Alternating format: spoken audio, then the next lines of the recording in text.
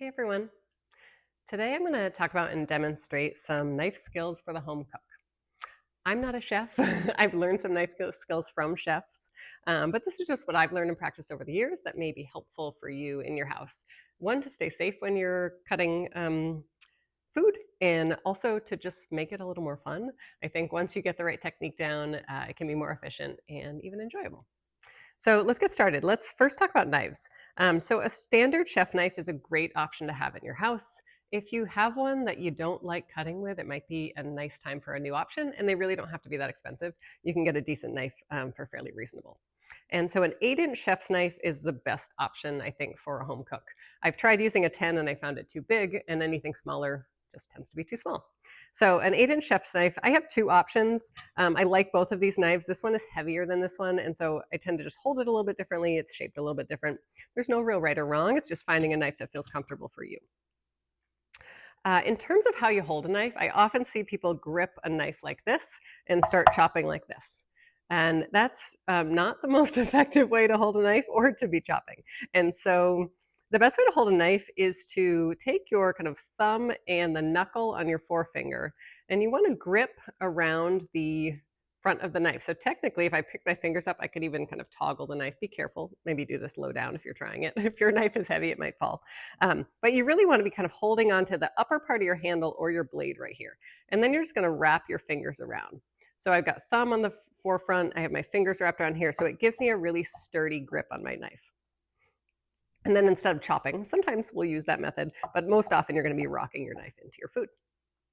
Okay, so I'm going to bring my camera closer so you can really get a close up, and we'll talk through how to chop some of these vegetables. Okay, I intentionally have my head cut off here so that you can see my hands and the cutting board. All right, so first thing I want to start with is a carrot. This is a fresh garden carrot that has been peeled, and I'm just going to start by chopping off the ends. It can be a really good idea to have a compost bin right next to you, which I am currently missing, but we'll get going there soon. All right, so if I try to chop this carrot as is, it really likes to roll around. So the first rule of thumb with cutting is try to get a flat edge.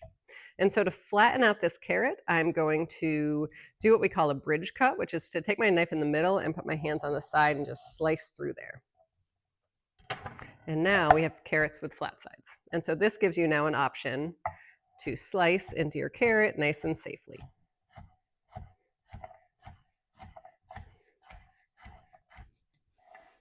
All right, you'll notice that rocking motion I had. So again, back to the hand position, got my thumb and first knuckle kind of around either, depending on the knife, play around with it. Sometimes you're on the handle and sometimes you're up on the base, the top of that blade there, obviously wanting to keep your fingers away from there. And then I'm keeping the tip of my knife on the cutting board and I'm rocking into the carrot. Now this hand over here, you'll notice if you've ever watched a chef slice things that they use a kind of a curled finger right here. You can play around with that if that feels comfortable for you. I found it does seem to take a lot of practice. I'm not quite there yet. So I tend to kind of have my fingers a little more straight, and I just move them as I go, and that's felt comfortable and safe for me. You can also hold, depending on your item, you can kind of hold back here. That seems to work just fine with this carrot. Just be careful when you get toward the end.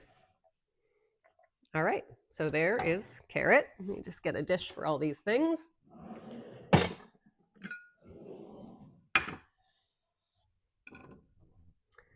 Another thing to think about when you need to do some chopping is what can you do at one time rather than taking out the cutting board and the knife and chopping one thing at a time. What could you do ahead of time? So same thing with a sweet potato. I want to demonstrate a sweet potato because they're kind of funky in shape and can be a little bit tricky to chop as well. So this is washed. I could peel it if I want. Just go with your preference. If you like the peel on there, keep the peel on there. If you don't, peel it off. Sometimes we can get caught up in what's the best nutritional way to consume a food. But if you're not really enjoying it, then go with the way that you enjoy, right? There's still a lot of value in a sweet potato, even if you take the skin off. All right, so now we've got, again, this funky kind of rolly shape. So I could cut it this way or I could cut it this way. This still feels kind of wobbly to me. So I'm gonna go straight down here now. I now have flat angles here and I can go right in the middle. Now you'll notice I put my knife in and it kind of got stuck. So that's an opportunity to come around with my hands and do what we call a bridge cut, and even take the palm of your hand and push into your knife, always keeping your fingers out of the way. Same thing here. I'll kind of start, see how I go. Got stuck, palm of my hand and down. So again, back to kind of standard shapes. Now, if I wanted to make kind of French fry shapes out of here, I have that opportunity now. So not quite as kind of smooth and even as I did with the carrot, getting those shapes, but again, we get creative with what we have for options, and some of it just depends on the shape that you're looking for. If I was dicing these like the carrot, it might be a little more similar.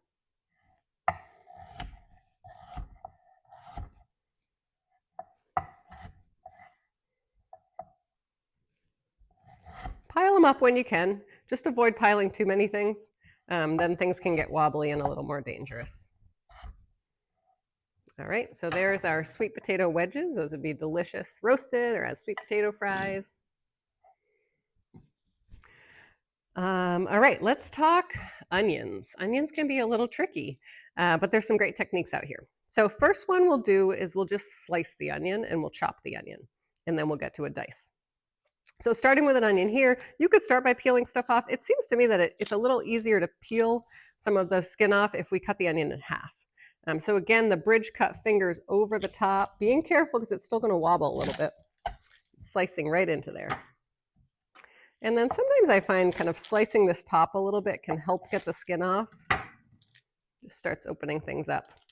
Now I can already smell and almost taste and feel on my eyes those fumes of the onion here. And one technique that seems to work for me is once you have it cut in half, to run it under cold water. And it seems to settle down some of those fumes. I seem to cry less as I'm chopping. So we'll get the skin off.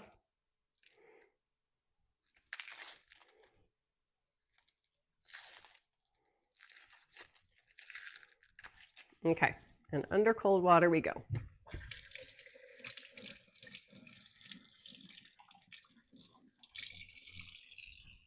And then I'm also going to rinse my knife because some of those onion fumes, I'm saying fumes, there's got to be a better word for that, but fumes is what is coming to mind. Okay, so now to chop an onion, you can just cut off kind of top and bottom root end there. And then I'm just going to take about 2 chops into that. Right? Big chops. Fairly simple. Now to slice an onion, also going to take that root end off. And I'm going to turn it so I'm going with the lines in the onion. And again, I'm going to use the method I use with the carrot. I'm just going to take nice thin slices, keeping the tip of my knife on the cutting board, keeping my fingers out of the way. And so now we have these nice onion slices. This would be great in fajitas or a stir fry. All right, I went ahead and peeled in half the onion. You don't need to see that again. And so the next technique I want to show you is how to dice an onion. And so I'm going to keep this root end on. If you want to cut kind of the brown piece off, you can. But we want that root piece intact, as you'll see there. It's going to help hold the onion together. And so root end is over here. And I'm going to take my knife and I'm going to go about, I don't know, 7/8 of the way through. I don't want to come all the way through the onion. So I'm going to stop at about here. And I'm going to do little slices down here. It can help to have a sharp knife when you're doing this. I think this is the hardest part, but we did it. Okay, slices down, but the onion is still held together. If I did all those slices like this, when I went to cut it, everything would fall apart, but this holds it together. So now I'm going to come and slice through the onion and get these nice, even, diced pieces. And when you get to the end here, you can just kind of chop right around there. Whew, those onion fumes are strong. But that's a really nice technique if you do chop onions fairly often to play around with and practice. It gets easier with time, but it really gives you a nice kind of standard dice, and everything comes out fairly similar in size. All right, so there's some of the basic tips. I definitely encourage you to practice and give this a try. You will get better with time and it gets easier with time. And start with things that are easy. Something like a zucchini is a great place to start, or a cucumber. They're really soft and tender. And especially as you're practicing the rocking of your knife, it's a really easy item to use. So give this a try, and I hope it's helpful.